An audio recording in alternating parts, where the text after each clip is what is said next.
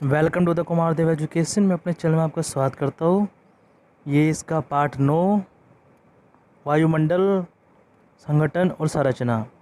पृथ्वी एक अनोखा ग्रह है क्योंकि इस ग्रह पर ही जीवन पाया जाता है। जीवन के लिए आवश्यक दिशाओं में से वायु का विशेष स्थान है। वायु अनेक गैसों का मिश्रण है। वायु पृथ्वी के चारों ओर से घेरे हुए है। वायु के इस घेरे को ही वायुमंडल कहते हैं। वायुमंडल हमारी पृथ्वी का अभिन्न अंग है जो पृथ्वी के गुरुत्वाकर्षण के कारण पृथ्वी से जुड़ा हुआ है। यह जीवन के लिए हानिकारक परागामी किरणों को रोकने तथा जीवन के लिए अनुकूल तापमान बनाए रखने में सहायक है। पृथ्वी पर प्राणी के जीवित रहने के लिए वायु का विशेष योगदान है। इसके अभाव में किसी प्रकार के जीवन की कल्पना नहीं की जा सकती। वायुमंडल विशाल कवच की तरह है। वायुमंडल में गैसों के अतिरिक्त जलवाष्पन तथा धूलकण भी पाए जाते हैं, जिसके कारण पृथ्वी पर सभी मौसम घटनाएं घटती हैं। इस पाठ में आप वायुमंडल के संगठन और संरचना तत्वों तथा प्रमुख गैसों की चक्रीय प्रक्रिया के बारे में पढ़ेंगे। उद्देश्य: इस पाठ का अध्ययन करने के पश्चात आप वायुमंडल के संगठन को समझा सकेंगे, वायुमंडल की विभिन्न परतों की विशेषताएं बता सकेंगे, वायुमंडल के महत्व को स्पष्ट कर सकेंगे, वायुमंडल की प्रमुख गैसों नाइट्रोजन, ऑक्सीजन और कार्बन डाइऑक्साइड की चक्रीय प्रक्रिया को साझा कर सकेंगे। वायुमंडल की प्रमुख गैस नाइट्रोजन, ऑक्सीजन और कार्बन डाइऑक्साइड का चक्रीय प्रक्रिया के महत्व का वर्णन कर सकेंगे। वायुमंडल का संगठन: वायुमंडल विभिन्न प्रकार की गैसों, जलवाष्पन और धूलकणों से बना है। वायुमंडल का संगठन स्थिर नहीं है, यह समय और स्थान के अनुसार बदलता रहता है। वायुमंडल की गैस, जलवाष्पन एवं धूलकण सहित वायुमंडल विभिन्न प्रकार की गैसों का मिश्रण है। नाइट्रोजन और ऑक्सीजन वायुमंडल की दो प्रमुख गैसें हैं। 90% भाग इन्हीं दो गैसों से मिलकर बना है। विशेष 1% भाग है argon, carbon dioxide, hydrogen, neon, helium आदि गैस पाई जाती है। वायुमंडल की गैसों का विवरण सरणी संख्या 9.1 और आरेख संख्या 9.1 में दिया गया है। सरणी 9.1 वायुमंडल की सूक्ष्म और शुद्ध वायु में गैसों की मात्रा, क्रम गैस मात्रा या प्रतिशत में। मुख्य: नाइट्रोजन 78.1, ऑक्सीजन 20.9, टोटल 99%। गौण, यह मुख्य का के है, गौण का खे है। Argon 0.9, carbon dioxide 0.03, hydrogen 0.01, neon 0.001, 18, helium 0.0005, ozone 0.0006, अन्य। टोटल ये 0.99%, 0.99%। देखिए इसका चित्र। नाइट्रोजन तो 78.1% है, ऑक्सीजन 20% है, और जो अन्य गैस है इसमें जो काला काला देख रहे हैं ना आप, ये 1% है इसका। चित्र 9.1। ओजोन गैस: वायुमंडल में ओजोन अल्प मात्रा में पाई जाती है। ये ओजोन क्षेत्र में ही सीमित है, लेकिन इसका विशेष महत्व है। ये सूर्य की पराबैंगनी किरणों को अवशोषित करके पृथ्वी पर जीव जंतु की रक्षा करती है। यदि ओजोन गैस वायुमंडल में ना होती तो धरातल पर जीव जंतु एवं पेड़ पौधों का अस्तित्व नहीं होता। जलवाष्पन: वायुमंडल में विद्यमान जल के गैसीय स्वरूप को जलवाष्पन कहते हैं। वायुमंडल में जलवाष्पन के विद्यमान रहने के कारण ही पृथ्वी पर जीवन संभव है। जलवाष्पन पृथ्वी पर होने वाले सभी प्रकार के वाष्पन का स्रोत है। वायुमंडल में इसकी अधिकतम मात्रा 4% तक हो जाती है। जलवाष्पन की सबसे अधिक मात्रा उस आर्द्र क्षेत्रों में पाई जाती है तथा सूक्ष्म क्षेत्रों में यह सबसे कम मिलती है। सामान्य निम्न अक्षांशों में उच्च आकांक्षों की ओर इसकी मात्रा कम हो जाती है। इसी प्रकार ऊंचाई के बढ़ने के साथ इसकी मात्रा कम हो जाती है। वायुमंडल के जलवाष्पन, वाष्पीकरण और वाष्पनसंजन द्वारा पहुंचता है।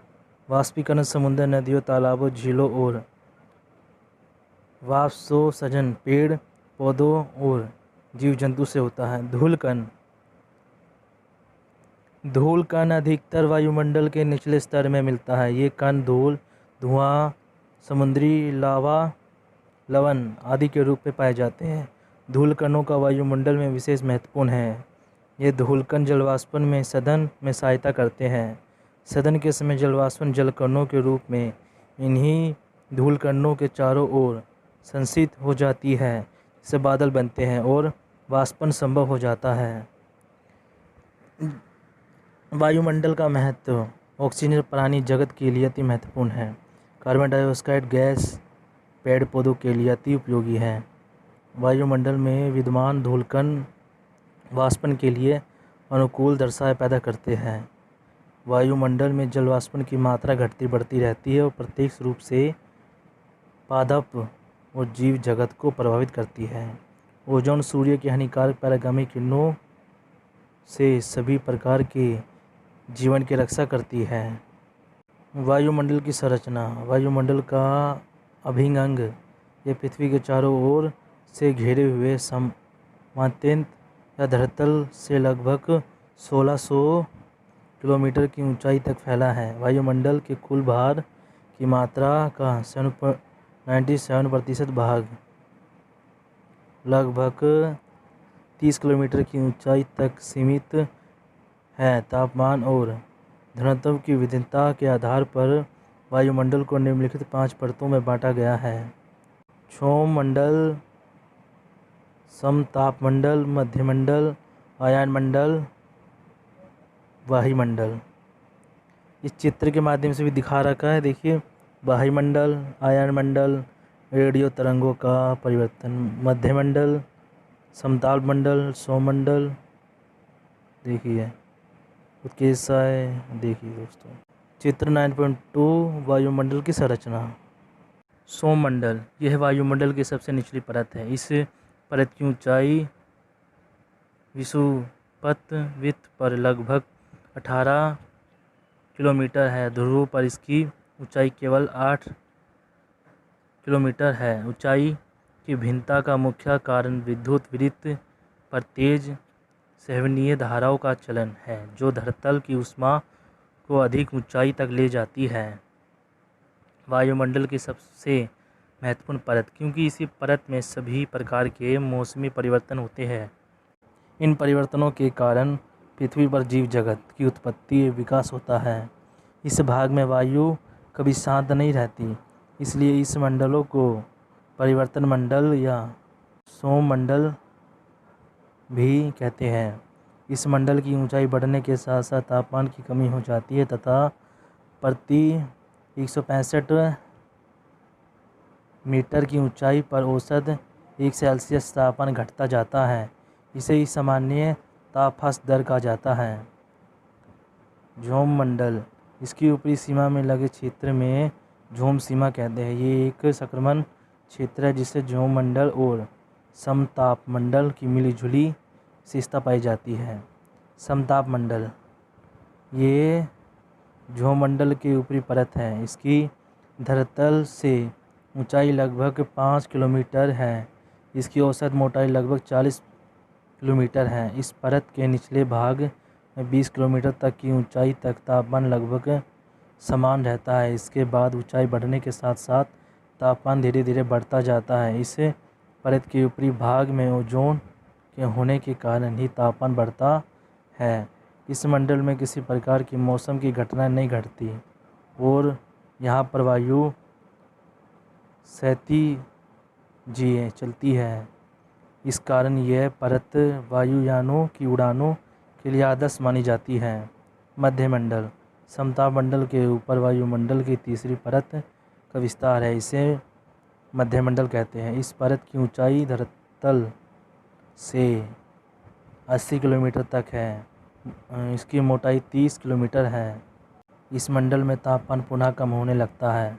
80 किलोमीटर की ऊंचाई पर तापमान 0 सेल्सियस से 100 सेल्सियस तक नीचे चला जाता है। आयान मंडल, ये वायुमंडल की चौथी परत है। ये मध्यमंडल के ऊपर स्थित है। इस परत की ऊंचाई धरातल से 400 किलोमीटर तक। इस मंडल की मोटाई लगभग 300 किलोमीटर है। इस मंडल में तापमान ऊंचाई के साथ पुनः बढ़ता जाता है। इस मंडल में वायु में विद्युत अपसित तरंगें प्रवाहित होती हैं और रेडियो तरंगें इसी मंडल से परिवर्तित होकर पुनः पृथ्वी पर लौट आती है। इससे रेडियो प्रसारण संभव होता है। वायुमंडल, आयन मंडल के ऊपर स्थित परत वायुमंडल की अंतिम परत है। इस मंडल में गुरुत्वाकर्षण के प्रभाव की कमी के कारण गैस अति विरल है। अतएव यहाँ वायु का घनत्व बहुत कम है। सौरमंडल में ही मौसम के सभी घटनाएं घटती है। समताप मंडल के किसी भी प्रकार की मौसम की घटनाएं नहीं घटित होती। यह वायुयानों की उड़ानों के लिए असद परत है। आयन मंडल में आयन की प्रधानता है। आयन रेडियो तरंगों को पृथ्वी पर परावर्तित करके संचार व्यवस्था को संभव बनाते हैं। वायुमंडल में वायु का घनत्व सबसे कम पाया जाता है। वायुमंडलीय गैसों की चक्रीय प्रक्रिया, वायुमंडल में पाई जाने वाली प्रमुख गैसों का चक्र नीचे दिया गया है। कार्बन चक्र, ऑक्सीजन चक्र, कार्बन डाइऑक्साइड चक्र। कार्बन चक्र, वायुमंडल में कार्बन तत्व कार्बन डाइऑक्साइड गैस के रूप में विद्यमान है। समतल जीवों के कार्बन का स्रोत वायुमंडल है। हरे पेड़ पौधे वायुमंडल से कार्बन डाइऑक्साइड प्राप्त करते हैं, जिसका उपयोग सूर्य प्रकाश में माध्यम के भोजन निर्माण हेतु करते हैं, जिस प्रकाश संश्लेषण कहते हैं। इस क्रिया द्वारा पेड़ पौधे कार्बोहाइड्रेट भोजन के रूप में तैयार करते हैं। इनके द्वारा निर्मित कार्बोहाइड्रेट का उपयोग जीव जंतु अपने भोजन के लिए करते हैं। पृथ्वी पर कार्बन डाइऑक्साइड गैस तरल भंडारों में धुल जाती है और चूने के जमाव के रूप में इकट्ठी हो जाती है। चूने के पत्थर के अपघटन के बाद कार्बन डाइऑक्साइड वायुमंडल में पुनः पहुंच जाती है। इस प्रक्रिया को कार्बनीकरण कहते हैं। इस प्रकार वायुमंडल और पृथ्वी के जल भंडारों के बीच कार्बन डाइऑक्साइड का आदान प्रदान होता रहता है। पेड़ पौधे तथा जीव जंतु के श्वसन के द्वारा पौधों और जीव जंतुओं के अपघटकों द्वारा कोयला, पेट्रोलियम, प्राकृतिक गैस जैसे जीवाश्म ईंधन के जलने से उत्पन्न कार्बन डाइऑक्साइड गैस वायुमंडल में वापस चली जाती है। इसी प्रकार वायुमंडल से कार्बन डाइऑक्साइड का आना और धरातल से पुनः वायुमंडल में वापस जाने की प्रक्रिया निरंतर चलती रहती है और इससे कार्बन एवं जैवमंडल के बीच संतुलन बना रहता है। ये चित्र देखिए, प्रकाश संश्लेषण, उत्पादन, पौधे, वृक्ष, उपभोक्ता घटक, मृदा, कोयला, तेल आदि, दहन, रस श्वसन। देखिए कार्बन डाइऑक्साइड वायुमंडल, तो ये कार्बन चक्र है। चित्र 9.3 कार्बन चक्र।